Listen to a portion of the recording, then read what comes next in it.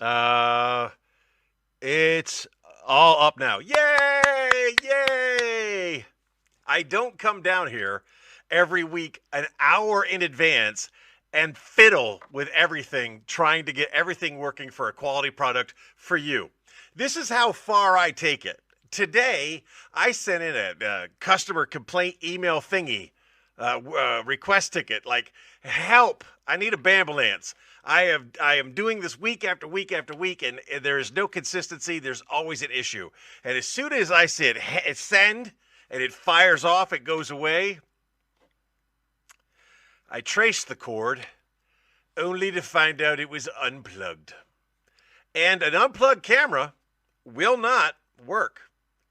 So I'm feeling pretty stupid today. Good on IL. I don't know what IL means. Anyway, why don't we just start from the top? And this is fun for those of you who listen to full episodes of the Supplemental because you get to hear the opening twice.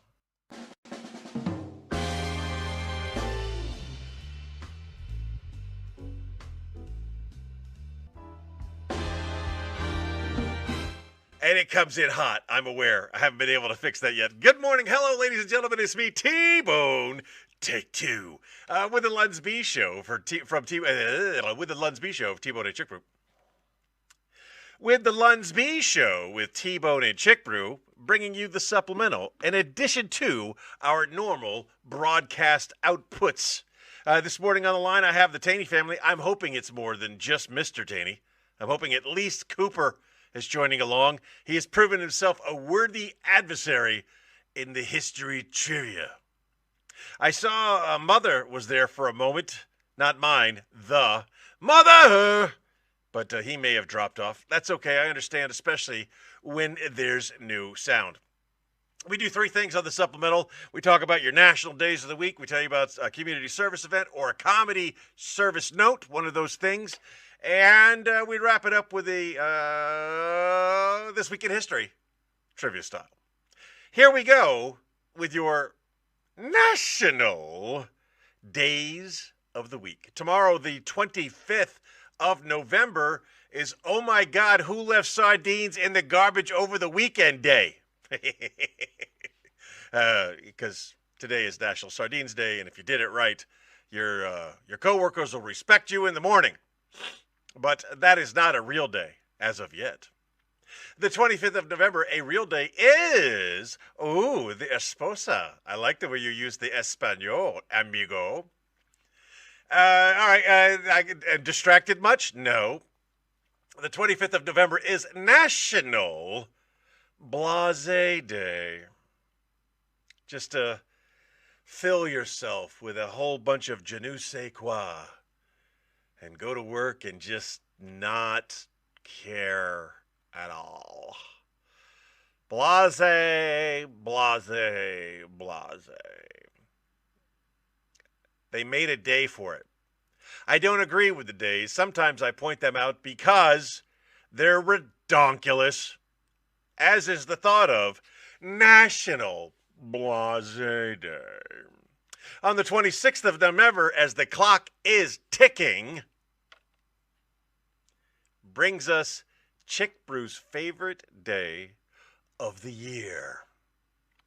It's National Cake Day. That's right. This Tuesday, in the spirit of celebration with your fellow travelers on this rock we call Earth, get yourself some cake.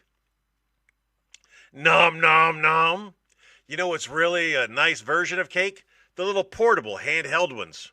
Those are good too. It's National Cake Day, and I got a question. What your favorite cake is? What is your favorite cake? I'm curious to know. I like the red one with the chocolate and the white on the outside and can't remember the name of it, but it's red and it's got chocolate and it's got white stuff. Try that on National Cake Day, the 27th of November, in case nobody's marked it on your calendar. It ain't Thanksgiving, baby. It's Drinksgiving. Very much, very similar to Tibbs Eve, the day before the holiday, you get your drink on with your amigos.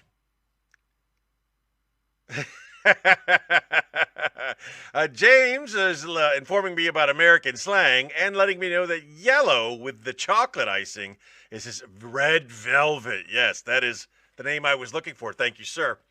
So, Drinksgiving, the 27th of November, bring over some friends and get fit chased together. Call an Uber, call it a night, get up early, and start the cooking. Because not only is the 28th of November this year Thanksgiving, it's also National French Toast Day. And I am not a particular fan of French toast. Because you take all the things I like to have with my toast and you try to incorporate it into the toast, and then it tastes so bad, you add maple syrup to it to confuse the taste buds. I like my toast. I like my eggs. Sometimes I like a meat product. I like them separate and enjoyed together. But when surprise French toast is made for me, I have to be happy. Thank you. I'm happy for the decorated toast you made with the ingredients I liked, and then you added cinnamon and maple syrup. Boo! But it's a great way to start off your Thanksgiving. So National French Toast Day and Thanksgiving coincide this year. I'm going to leave the question of the week at the cake thing, because when we get into Thanksgiving, I got a ton of questions for you out there. But, alas, poor York, I knew him well. The 29th of November, please, dear Lord, do not let this become a trend. Amen. I respect this actor. It's National Chadwick Boseman Day. Chadwick Boseman was a great actor. He was. And he died too young, I agree. But he doesn't deserve his own day. Why, T-Bone? I'll tell you why. Because anybody can have a day. Anybody can have a day. You can go on there, pay a little money, and they'll put you on the calendar, and they'll say it's National T-Bone Day. They'll do that. Well, celebrities have money. Okay? Obviously, Chadwick Boseman Day came postpartum. After his death. But I don't want celebrities thinking that they could take every day on the calendar and put their name on it. There's no Frank Sinatra Day. Maybe there is. As far as I know, there's no Elvis Presley Day. There's no Marilyn Monroe Day. Please don't do this. Don't start this trend. Let's start and end with Wakanda, okay? Chadwick Boseman Day on the 29th, and that's it. No more celebrity days. Get it? Wife is missed that you do like French toast. Oh, sorry. My wife was missed when I didn't appreciate her French toast as much as I should have. I should have really appreciated it because I was so happy with the decorated toast. The 30th of November. So every year when we change our clocks around, they tell us to change the batteries in your smoke detector. And that's good. Because no one wants to die in a fire. So change the batteries in your smoke detector every time we change the clocks. Good idea. On the 30th of November, the last day of November, is National Computer Security Day. Oh, sorry. Yeah, I got it right. Computer Security Day. So if at all, never, once upon in the time of your life, you've got the same password that you've had since you were a teenager. And it's probably cute and quirky, and it meant something when you were a teen. Can you imagine if some of our teenage passwords were still in use? Some of them probably are. Here's what I recommend on National Computer Security Day, the 30th of November. Change your passwords. Change all of them. Because if I hacked into your account 10 years ago and you're still using that same password, I still have access. And don't make it crazy. I know passwords are passwords and it's hard. I got it. Just add the month, LL, a 11. Add the day, 30. Just add something to all of the passwords that you have. Just add a little something. An exclamation point. a T-bone, a TB for T-bone, a CB for Chick Brew. Add something to your passwords on the 30th of November, National Computer Security Day. Okay, Marty needs my help in the future. On the 1st of December, not only are celebrating celebrities, a dumb idea, some of the other days that slipped through that someone paid money for to put this on the National Days of the Week calendar. It's National Package Protection Day. And unless we're talking about condoms, I don't think package protection deserves its own day. I definitely believe condoms deserve their own day, because there's a lot of you who should be inside one.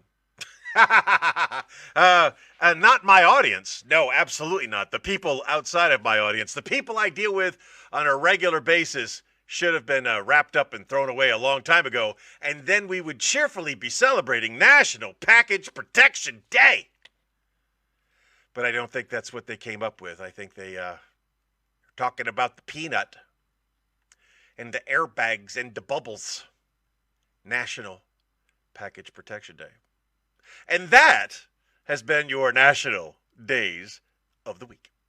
Moving on.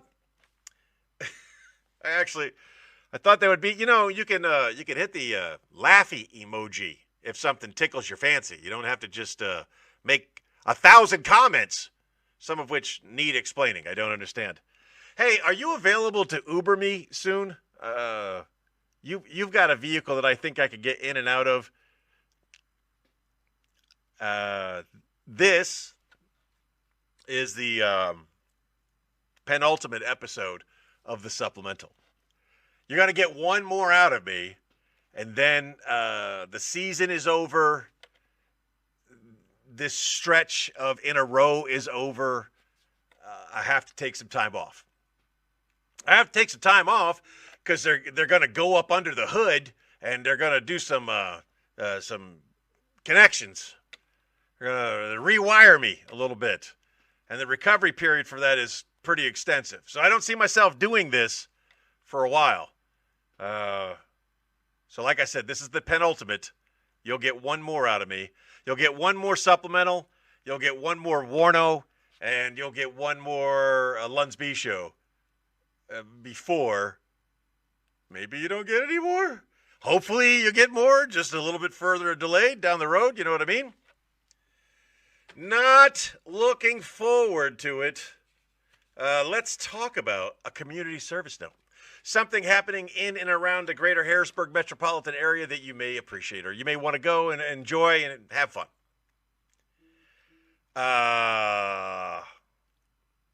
Tonight, Sunday, doors open at 6, show starts at 7. $20 gets you in the door. It's a roast battle. What is a roast battle? Well, it's where several comedians that work in this area are going to go up against each other and say mean things about each other. And if you go, I'm going to tell you some of the people you can expect to see. You can expect to see Sean Dickensheets, real name. You can expect to see Damian Neapolis, Larry Luby, Stone Shatter, Matt Hurley, Ryan Waddington, Aaron Scholl, Rafi Amir. These are all people who are going to be, and others. They're going to set them up. They're going to go against each other, and it's a comedy rap battle. Or as we used to call it back in the day, the dozens. Except nowadays, all they do is read pre-written jokes off their phone. And I want to get in a rap battle just so I could get the audience on board with doing this. Anytime somebody reads something off their phone, because they wrote the joke. Like, I'm going to insult you. I'm going to make insults about your mother. Here, your mother is so ugly that the bottom of my shoes, yeah. Whatever. I'm not saying I wrote the joke. I'm just like instantly trying to come up with something about the bottom of my shoes that I just threw away and your mother. they take the time, they write the joke, but they don't commit to memorizing the joke that they wrote. So they just go to their phone, which is probably written with ChatGPT. ChatGPT could probably give me some good your mama jokes. We should test that. We should test that. Okay, Google. Oh, it did come up. It did come up. No. Okay, Google. Ba ba ba ba. What is? Where's Gemini? Gemini is the thing that I use.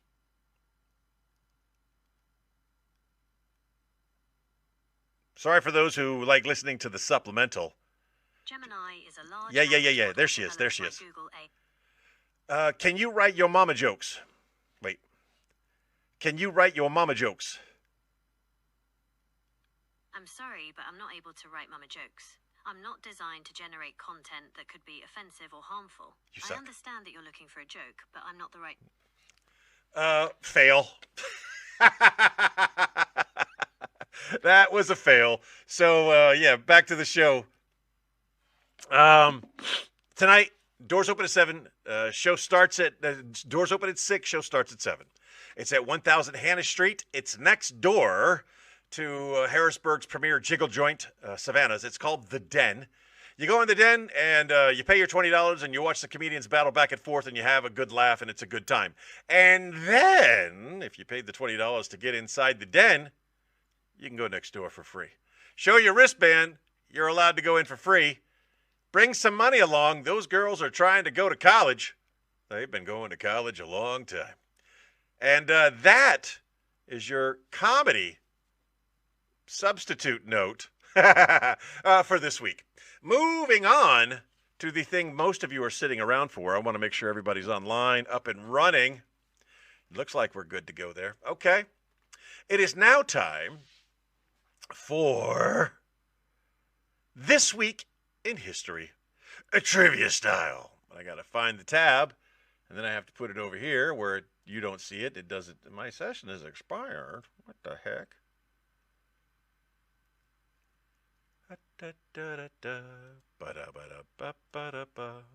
Please bear with me, bear with me, bear with me, bear with me, bear with me. That was cute. I like that.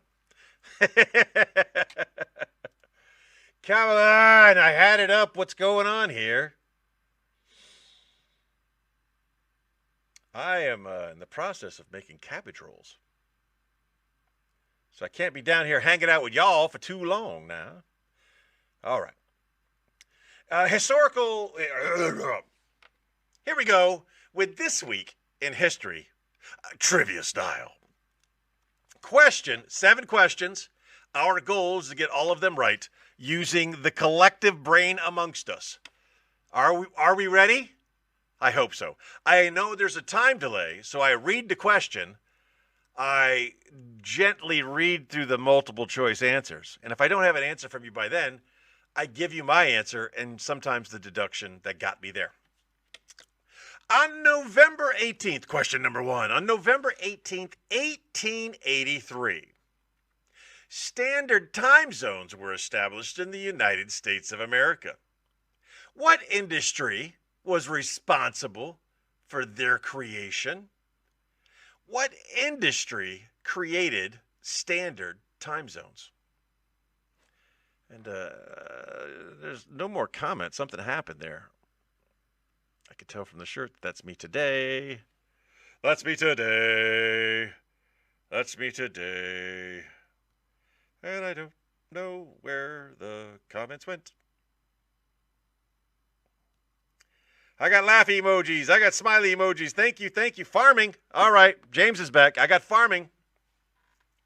Here are your options, your multiple choice options. Is it shipping, railroads, aviation, or manufacturing?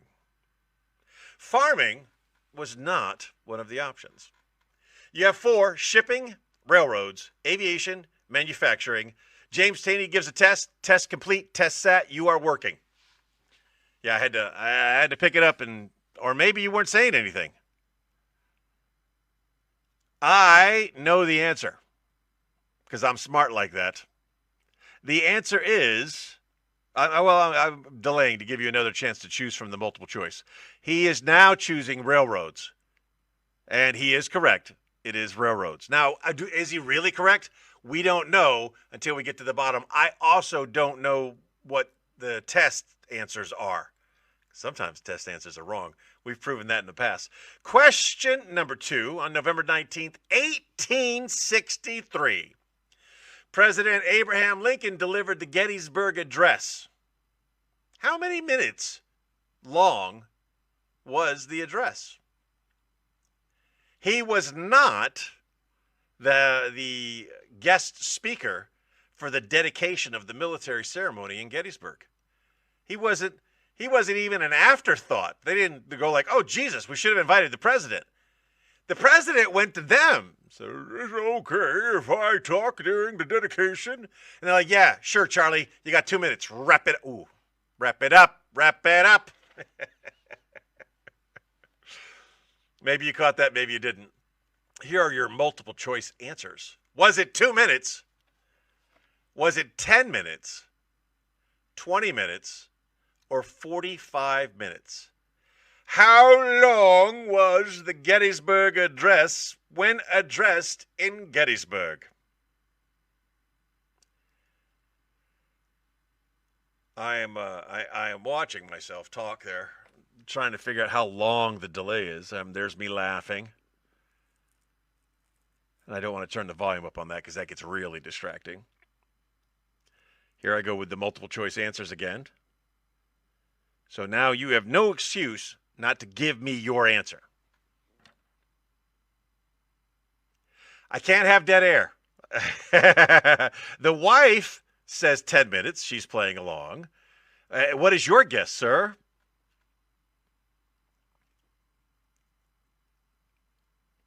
I can't do dead air.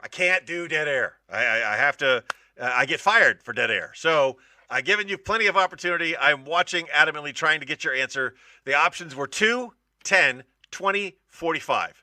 The wife says 10. She's wrong.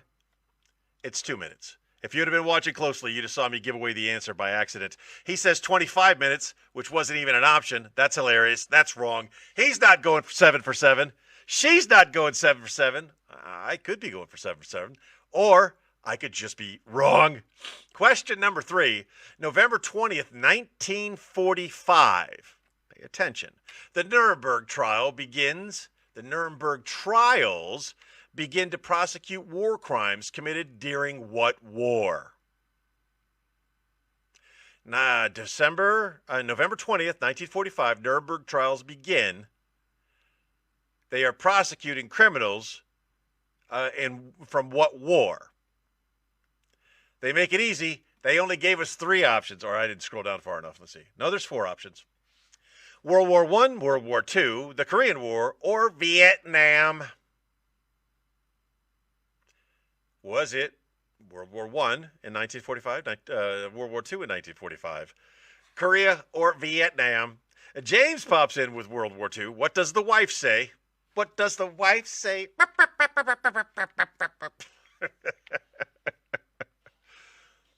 She is not playing along anymore. Understood. World War II is the answer. Nuremberg trials were used to convict Nazis for their heinous offenses. On November the 21st, 1995, the Dayton Agreement was signed to end the conflict in what region? What region was having a conflict in 1995 that the Dayton Accord signed to end? Was it the Middle East? Was it the Balkans? Was it Northern Ireland? Or was it Central Africa? Yes, some of these questions are obviously answered, but they have to be answered. I can't just assume. November 21st, 1995, they signed the Dayton Accords to fix what problem? The Middle East, the Balkans, Northern Ireland, or Central Africa? The clock ticks away as I let you think of your answer. I know my answer. I don't want to give you my answer until you answer. Mr. Taney says Balkans. Mr. Taney's going to type in for his wife or thumb in for his wife, whatever he's doing. And she says, anyway, question number 5. I'll come back with my answer. On November 22nd, 1963, that was just 2 days ago, And nobody even commented on it. Nobody even mentioned it. There was nothing. I saw nothing on it. U.S. President John F. Kennedy was assassinated on November 22nd, 1963. Wife has no clue. Okay, I'll answer the question for question number 4. It was the Middle East. Yes, once again, they signed another accord to stop them from killing each other, and once again, it did not work. November 22nd, 1963, John F. Kennedy is killed. What city is he killed in? Is it Washington, D.C., Houston, Dallas, or Austin? Was it Washington, D.C. or Texas? That narrows it down, all right? November 22nd, 1963, President John F. Kennedy is assassinated in what city? I know the answer. Moving on to question number 6. On November 23rd, 2005, a video game console was launched by Microsoft that became a bestseller. What was it? What was the name of the video game console that was launched by Microsoft in 2005? Mr. Taney answers Dallas for the previous question. Ms. Taney says she doesn't know, doesn't care, doesn't want to play along, or doesn't have an answer. Question number 6 is about the Xbox. November 23rd, 2005, video game console was launched by Microsoft. The options are Xbox. Okay, she's not playing anymore. I understand. Xbox, the Xbox 360, the Xbox One, or the Xbox Series X. So when I said Xbox, I wasn't giving away the answer. There's versions of. November 23rd, 2005, what version of the Xbox was released? I am not a Xbox fan. I'm a PlayStation guy. I know it's not the Xbox, because the Xbox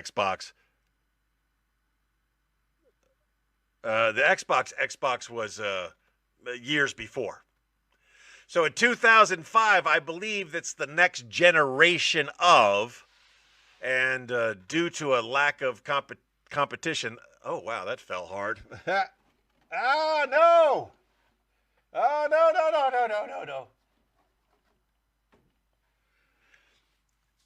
Sorry, lighting difficulties. One of the lamps just fell on somebody in the studio. Xbox, Xbox 360, Xbox One, or Xbox Series X. My answer is the Xbox 360. I always thought it was stupid that it wasn't Xbox 365, but they wanted to go around in a circle where I wanted them to cover the entire calendar. Going back to the comments real quick. La. Nor am I like the one who cares that's an adult. Okay. Finally, question number 7. I'm feeling really good about this week so far. That last one could be a little iffy. But currently, earthquake, 360. All right, he says 360 also. Finally, the last question, November 24th. I don't know why I'm stuck on December. On November 24th, 1859, Charles Darwin published a book that revolutionized science. What was the title of this book? November 24th, 1859, Charles Darwin published a book that revolutionized science. What was the title? And if you want to know anything about this book, here's a little tidbit you probably didn't know. That most of his information that he got while he was in the Canary Islands. Not the islands he's more known for. As a matter of fact, the Canary Islands and those islands in that chain are mentioned hundreds of times in the book, whereas the Galapagos are only mentioned like 4 times. Didn't know that, did you? You learned something. It's November 24th, 1859. Charles Darwin writes a book. What's the name of the book? Is it The Descent of Man? Is it Principia Mathematica? Is it On the Origin of Species? Or is it The Structure of Scientific Revolutions?